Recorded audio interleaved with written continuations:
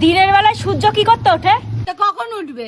কেন রাতে উঠতে পারে না? দিনের বেলায় কি সূর্য আমাদের কোনো কাজে লাগে? কেন কাজে লাগে না?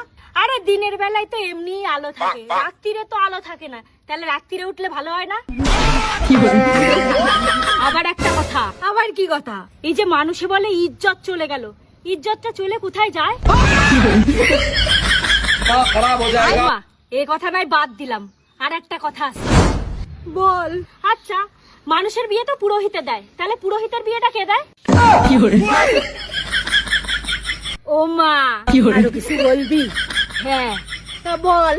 আচ্ছা, সবাই তো জন্মদিন পালন করে, জন্ম রাত পালন করে না কেন?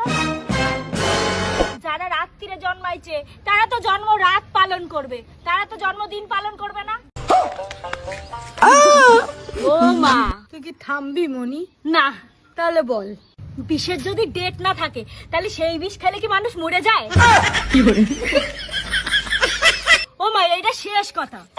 আমরা চোখ দিয়ে তো সবকিছু দেখতে পারি, তাহলে আমাদের চোখের মধ্যে কিছু গেলে সেটা আমরা দেখতে পারি না কেন? তুই গেলি এখান থেকে? না মা, যাবো না। আর একটা কথা কব, চল